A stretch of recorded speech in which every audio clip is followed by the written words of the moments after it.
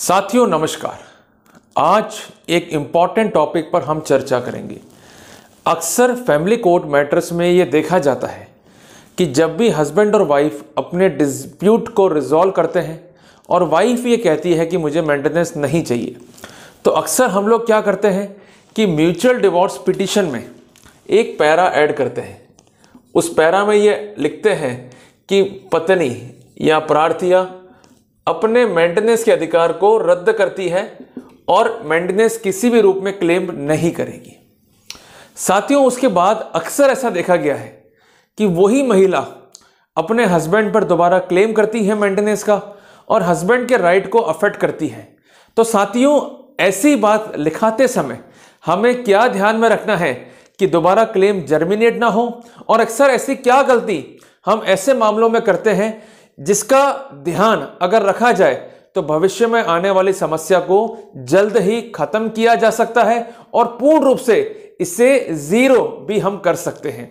तो साथियों, इसके लिए सबसे पहले हमें देखना पड़ेगा सेक्शन 127 सीआरपीसी में। सेक्शन 127 सीआरपीसी एक एक्सेप्शन क्रिएट करता है 125 में। 125 जहां एक और राइट टू मेंटेनेंस क्रिएट करता है, वहीं 127 मजिस्ट्रेट को यह पावर देता है कि वो ऑर्डर को मॉडिफाई भी कर सकता है और ऑर्डर को कैंसिल भी कर सकता है। इसका मतलब जब भी अगर वाइफ ने कोई क्लेम डाल दिया है ये कहते हुए कि यद्यपि मैंने अपना मेंटेनेंस का राइट वेव किया था, पर रिसेंट गाइडलाइंस सुप्रीम कोर्ट की ये कहती है कि वेवर करने पर भी ये मेंटेनेंस बंद नहीं होगा और दोबारा क्लेम डालने पर मेंटेनेंस बनने की स्थिति आ गई है या मेंटेनेंस बन चुका है, तो हमें कैंसिल करने के लिए हाईकोर्ट जाने की आवश्यकता नहीं है।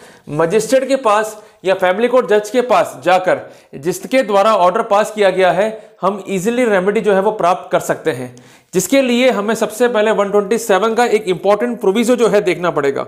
127 का सब क्लॉज नंबर 3, उसके बाद है सब क्लॉज नंबर सी। मैं लिख देता हूं 127 sub clause number 3 sub clause number C. ये क्या कहता है, इसको सबसे पहले हम समझते हैं कि मजिस्ट्रेट, इसको आप नोट कर ले, मैं आपको लिखवा रहा हूं। Where any order has been made under section 125, कि कोई भी ऑर्डर पास कर दिया गया है 125 सीआरपीसी में in favour of women who has been divorced. यहां पर 3 बातें अब निकल के आ रही हैं। सबसे पहली बात, ऑर्डर है 125 सीआरपीसी का इन फेवर ऑफ वुमेन, किसी महिला के संबंध में जो कि विवाहित है और अब उसका डिवोर्स हो चुका है, और has obtained a divorce from her husband, the magistrate shall if satisfied that, magistrate cancel करेगा ही करेगा अगर संतुष्टि है तो। The women has obtained a divorce from her husband and she had voluntary surrendered her right to maintenance after her divorce. ये important है कि उसका डिवोर्स हो चुका है और डिवोर्स के बाद में उसने मेंटेनेंस के राइट को वॉलंटरीली सरेंडर कर दिया है, जिसको हम कहते हैं वीएस।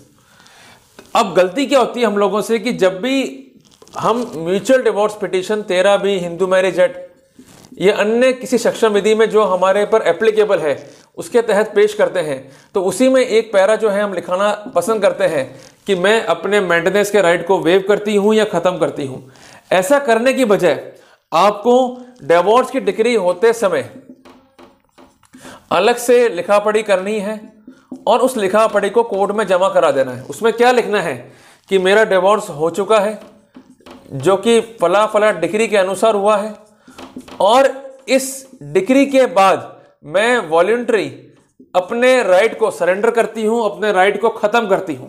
उससे बेनिफिट क्या होगा कि आपने एक्ट की मंशा को फुलफिल करते हुए उस महिला से वो बात लिखा ली जो आपके लिए भविष्य में हेल्पफुल रहेंगी, जो किसी भी रूप में लायबिलिटी आप पर क्रिएट नहीं होने देंगी। नहीं तो क्या होगा, ये महिला भले ही डिवोर्स हो चुकी है पर डिवोर्स से पहले ये राइट को वेव कर रही है, तो किसी भी रूप में ये स्थिति इस पर बाइंडिंग नहीं होगी। पर जैसे ही आफ्टर डिवोर्स ये लिखा जाएगा कि मैं अपना मेंटेनेंस वॉलंटरी सरेंडर करती हूं, इसे खत्म करती हूं, तो वैसे ही 127 sub clause 3 sub clause C CrPC force में आ जाएगा।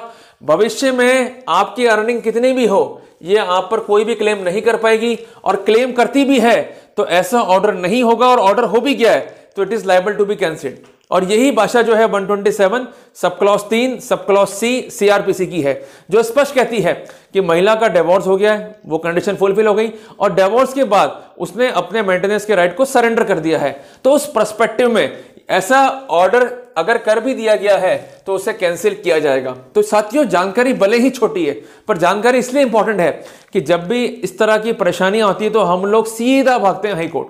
आपको कहीं नहीं जाना, इवन एडवोकेट के पास भी नहीं जाना है। आपको मैंने कानून बता दिया है, आपको करना क्या है वो बता दिया है, और उसके बाद भी दिक्कत आएगी तो उसके बाद करना क्या है ये भी मैंने आपको स्पेसिफिक कर दिया है। तो साथियों, ये है इंपॉर्टेंट लीगल जानकारी अच्छी लगी तो इस वीडियो को लाइक और शेयर करना। मिलते हैं एक नए टॉपिक के साथ, तब तक के लिए जय हिंद जय भारत।